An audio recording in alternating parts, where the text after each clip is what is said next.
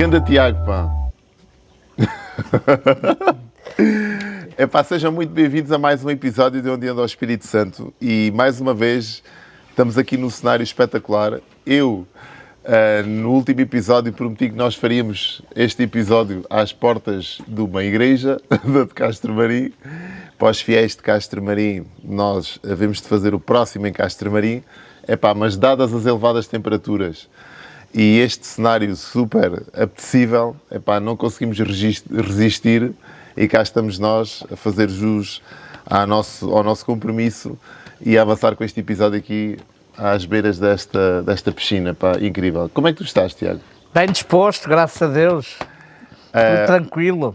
Olha, nós estávamos a confidenciar aqui em off qual seria o tema que iríamos falar aqui durante os próximos 30 minutos, mais ou menos.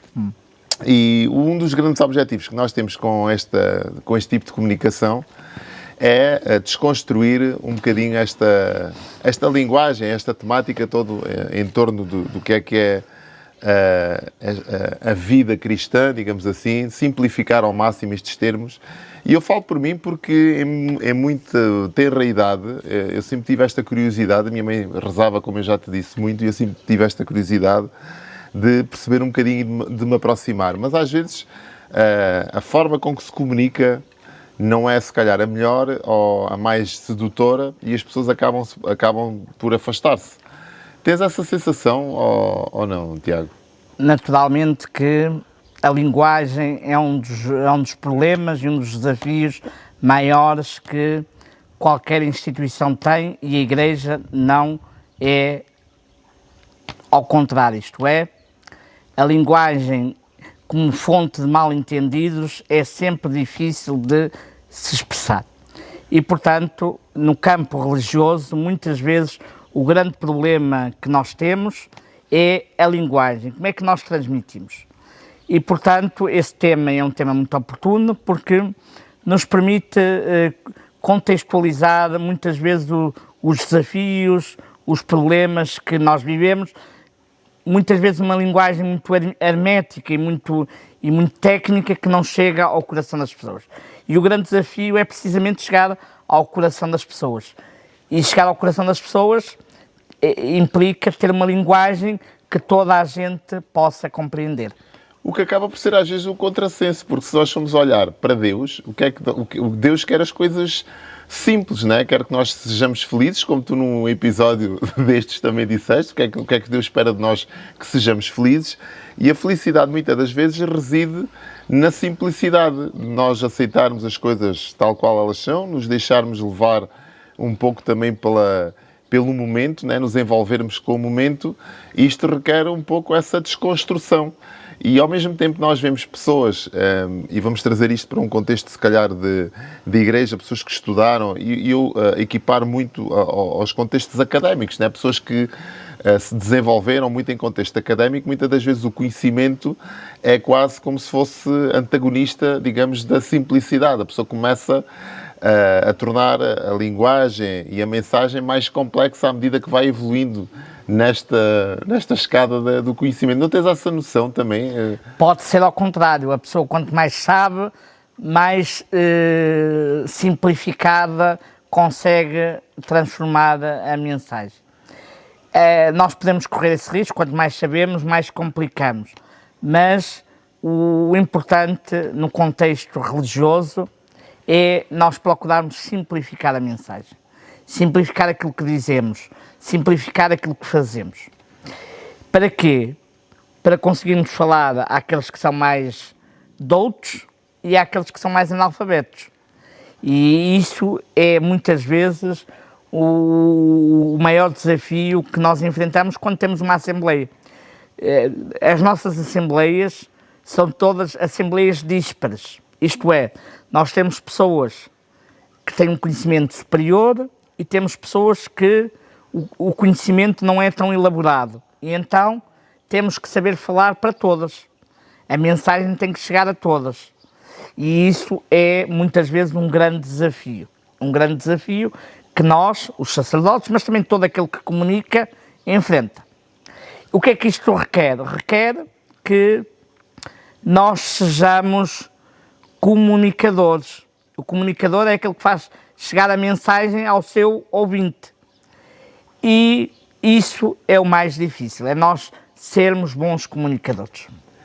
Tu tens esse dom da comunicação, não é? Eu acho que é muito engraçado, e eu ia-te perguntar, e quero-te fazer já a pergunta antes de responderes, de onde é que veio o segredo, não é? O segredo para conseguires passar uma mensagem que é perceptível, que é sedutora, porque qualquer pessoa que te ouve, e eu acho que é unânime este julgamento, as pessoas dizem, pá, ele é um excelente comunicador. Eu tenho uma tia que vai à missa e ela diz, o padre Tiago, ele comunica, que aquilo é um espetáculo.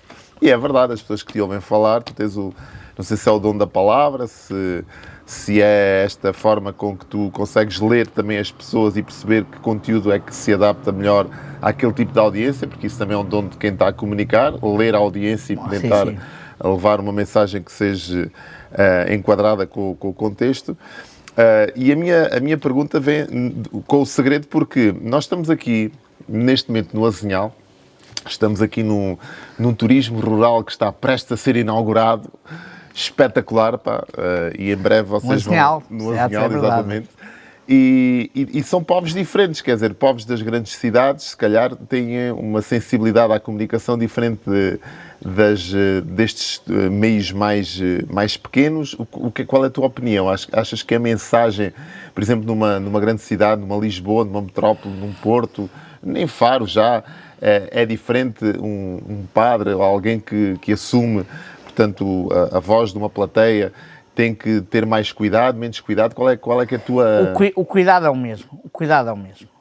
Isso de que há ambientes mais rurais, outros mais urbanos, isso hoje em dia é um argumento falacioso. Porquê? Porque mesmo o ambiente rural está urbanizado. Mesmo num ambiente rural, as pessoas têm acesso àquilo que o ambiente urbano tem.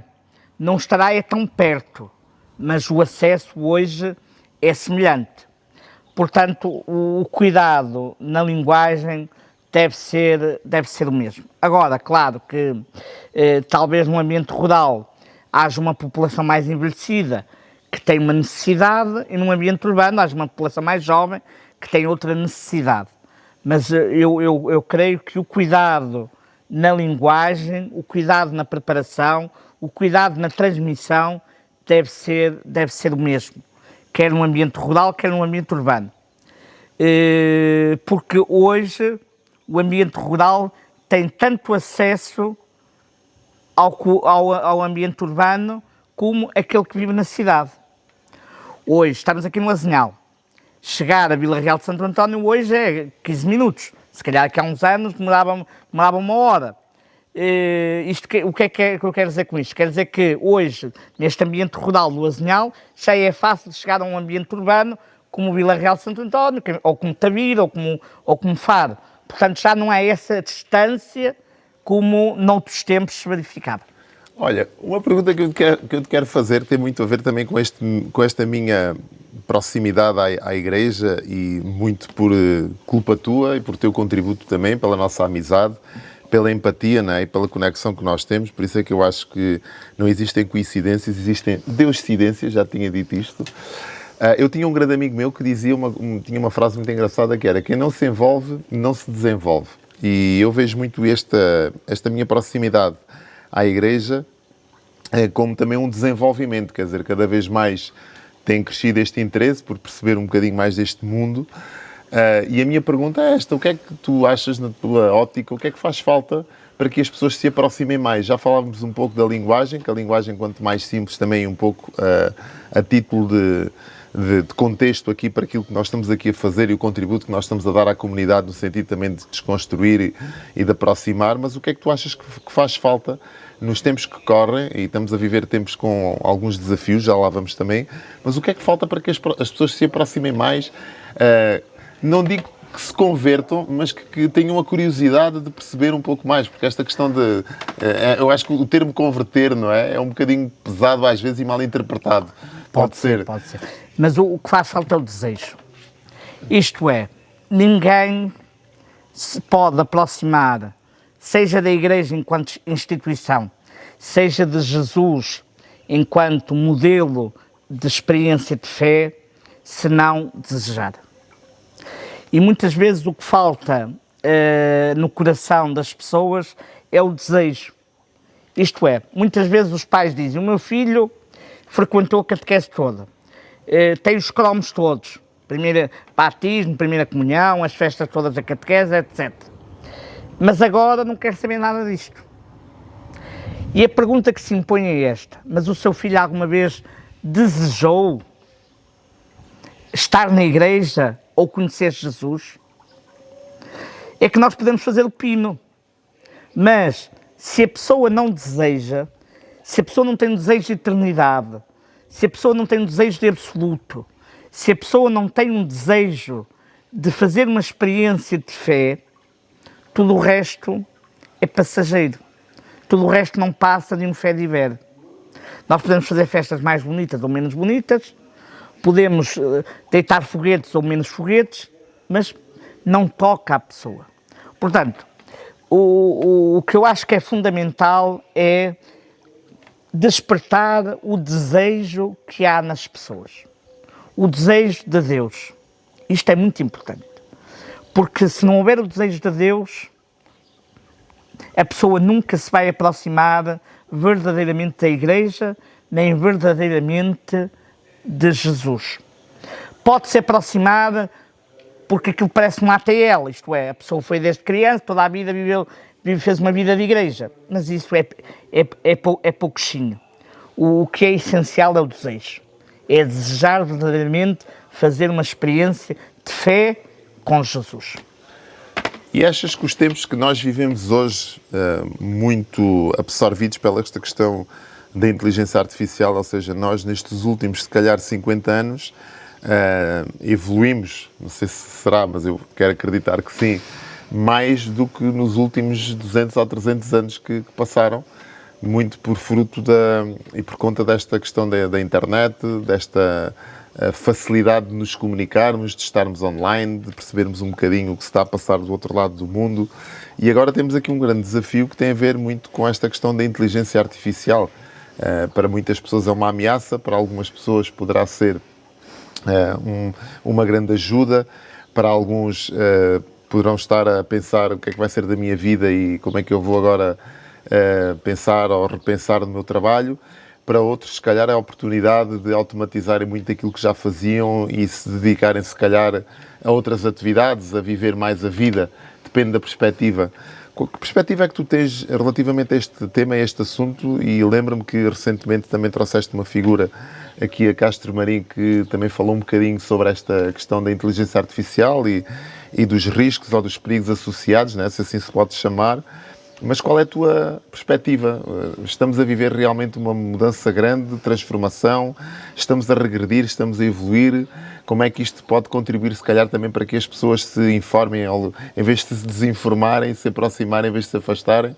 Como é que isto tudo aqui pode temperar esta questão? Sem dúvida alguma que a inteligência artificial é um grande desafio que não é apenas de hoje, mas já vem sendo ao longo dos últimos anos.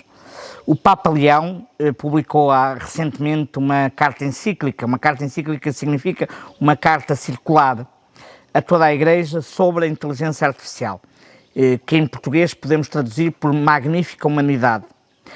E um dos desafios que ele deixa nesse texto, que eu convido todos a ler, é o desafio de permanecer humanos. O desafio de permanecermos humanos. Isto é, diante de toda a técnica, diante de toda a digitalização da sociedade, diante de tudo isso, o desafio maior é permanecermos humanos, não esquecermos a nossa humanidade. E a humanidade implica emoções, implica razão, implica ética, implica tudo isso que nós sabemos. E por isso, diante da inteligência artificial, que é certamente muito vantajosa em muitas áreas e traz muitos desafios, nomeadamente no mundo do trabalho, o desafio é este: permanecer humanos e não deitar fora a nossa humanidade. O Dom José Policarpo, que foi cardeal patriarca em Lisboa, dizia que o grande desafio da Igreja era humanizar a cidade. E hoje esse desafio ainda é mais premente, de procurarmos humanizar os nossos espaços. Diante da técnica, diante de todos esses desafios que a inteligência artificial, mas não só, nos traz, aquilo que nós devemos gritar cada vez mais é por humanidade. E nunca esquecer a nossa dimensão humana. E que exemplos práticos é que tu poderias dar a alguém que nos ouça do outro lado e até concordo contigo e com aquilo que nós estamos aqui a fazer e até ok, mas nós somos estimulados de tanta forma, de tanta maneira, nomeadamente esta nova geração que cresce praticamente quase dentro de um telefone, como eu costumo dizer, não é? E que é um desafio também para os pais tentarem às vezes controlar, educar com tanta tecnologia, com o tempo de exposição a este tipo de estímulos e de informação. Que conselhos práticos é que darias a alguém que está do outro lado e que se sente às vezes assoberbado? Porque para nós, eu falo por mim, tenho 50 anos e aquilo que eu procuro, como tu dizes bem, é cada vez mais aproximar-me de pessoas e substituir, automatizar processos com a ajuda, digamos, tecnológica que nós temos ao nosso dispor. Mas a maior parte das pessoas parece que, com tanta tecnologia, com tanta informação, com tanto estímulo, sente o contrário, quer dizer, sente-se cada vez mais absorvido, cada vez mais dentro deste meio. O que é que essas pessoas devem fazer? Como é que elas devem pausar, se é que podem, a sua vida, as suas ações, no sentido de se reencontrarem, de se conectarem, de humanizarem cada vez mais a sua presença neste mundo, porque nós temos um prazo de validade tal como os iogurtes, não é? A diferença é que o iogurte vem lá. E a nossa não vem. E a nossa não vem, mas... A nossa não vem. E nós temos essa validade e enquanto existimos é tempo de fazer coisas, é tempo de presenciar, de desfrutar. Eu julgo que o essencial é fortalecer as relações. E hoje temos muita dificuldade em fortalecer as nossas relações. Começa logo pela nossa casa. Nós hoje temos muita dificuldade em fortalecer uma relação familiar sólida. Na nossa família, no nosso trabalho, no lazer, etc. Nós hoje temos muitas dificuldades em fortalecer relações, porque as relações são muito precárias, são muito efêmeras. E o desafio essencial hoje de cada um de nós é o fortalecimento das relações. É fazer com que as relações não sejam nem precárias nem efêmeras. Esse é o desafio maior. Porque nós vemos, por exemplo, festas de adolescentes e o que é que acontece? Estão maioritariamente todos no telemóvel, nisto, naquilo, naquilo outro. Já não são capazes de conversar. Às vezes vemos festas da catequese, que é um ambiente mais seleto, porque não é mais... Há ali um silêncio estranho. E há ali um silêncio estranho, e para além de um silêncio estranho, está cada um no seu mundo. Já não se relacionam. Outro dia dizia-me um médico uma coisa banal, mas ao mesmo tempo que nos devia fazer refletir. Hoje uma criança que parte um braço é um motivo de festa. Porquê? Porque é sinal que brinca, que se relaciona com os outros. Hoje cada vez menos crianças partem braços, cada vez menos crianças partem pernas. Sinal que não brincam, não jogam à bola, não têm relações de grupo. E isto deve nos preocupar. Como futuro da humanidade deve nos preocupar, porque o fortalecimento das relações está em crise. E há um termo que caracteriza estas gerações, que é o termo nativo digital. E o facto de nós sermos nativos, a partir da minha geração, todos serem nativos digitais, devia nos preocupar. Por outro lado, há os sem-abrigo digital. Há aqueles que têm muita dificuldade em entrar no mundo digital, no mundo da tecnologia, que é a geração anterior a mim. E isto cria aqui muitas desigualdades. E a reflexão é precisamente esta, é preocuparmos com os nativos digitais, mas também nos preocuparmos com os sem-abrigo digitais, com aqueles que têm dificuldade em entrar nesta linguagem, lá está a linguagem, e têm dificuldade em entrar nestes automatismos, nestas matérias digitais.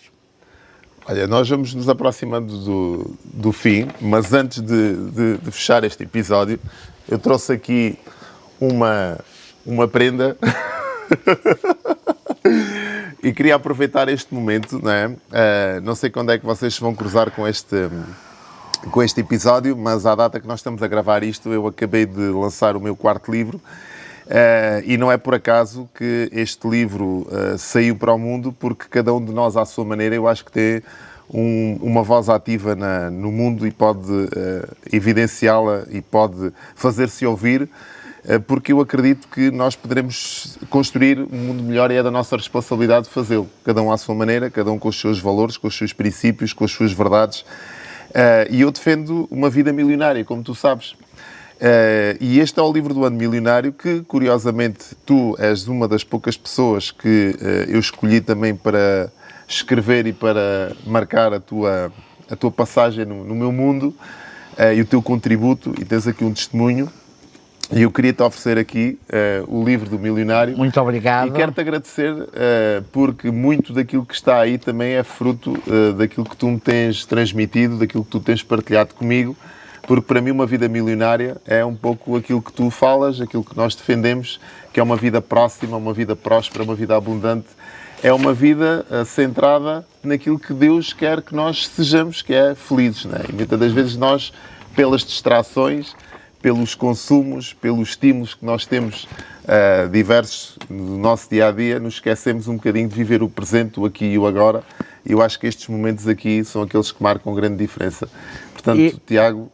Obrigado. Este livro, sobretudo, esta dimensão do milionário, mais em termos espirituais que em termos materiais. E nós precisamos hoje muito de referências e de inspirações. Nós hoje vivemos num mundo muitas vezes carente de referências. E o que é que eu digo, o que é que eu quero dizer carentes de referências? Quer dizer que nós antigamente tínhamos ídolos que do ponto de vista religioso é condenável, porque nós adorar só a Deus, mas tínhamos ídolos neste sentido. Tínhamos pessoas que eram referências na nossa vida. Muita gente queria ser jogador de futebol como o Eusébio, muita gente queria ser político como o Mário Soares, Sá Carneiro ou outros. Muita gente queria ser, inspirava-se em figuras religiosas e queria ser como essas figuras. Enfim, havia referências. Hoje vivemos num mundo sem referências.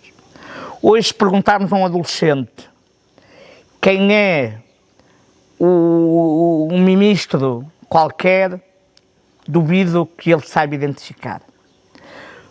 Se perguntarmos a uma criança quem é o primeiro-ministro, tenho dúvidas que ela saiba identificar. E isto devia nos preocupar.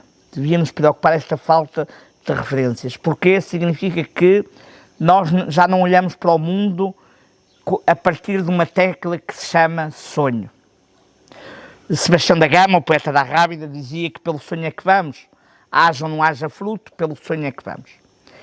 E hoje as gerações que vêm atrás de nós têm muita dificuldade em sonhar um mundo novo, em sonhar uma transformação deste mundo. E eu acho que livros como este nos inspiram a sermos capazes de sonhar. E sonhar é o essencial da vida de cada um de nós. Engels dizia que tu que lutas, nunca percas a esperança, pois se perderes a esperança, qual será a razão da tua luta? E ele inspirou o comunismo, e nós estamos aqui a citar um autor comunista, mas para dizer isso mesmo, que a esperança, a luta e o sonho nunca devem desaparecer da vida de cada um de nós. Subscrevo. E obrigado Força. Obrigado, porque eu acho que este é o resultado também de pessoas como tu e pessoas que nos inspiram e que nós deixamos e permitimos que entrem na nossa vida, porque nós só somos melhores quando nos rodeamos também de pessoas boas. Por isso, obrigado, Muito Tiago. bem, muito obrigado. Força. Gostava de contar com o vosso contributo neste vídeo, muito simples. Deixem aqui um comentário por baixo do vídeo, partilhem também com outras pessoas que possam se inspirar nestas palavras, nestas mensagens, porque o nosso objetivo é construir um mundo melhor. Mas se todos fizermos um bocadinho, eu acho que conseguimos chegar a muito mais gente. Deixa aqui o like, subscreva o canal e voltamos no próximo vídeo. Esperemos nós num cenário tão ou mais idílico quanto este que temos aqui à nossa volta. E não deixem de visitar o Azinhala. Isso é que é. Obrigado. Obrigado.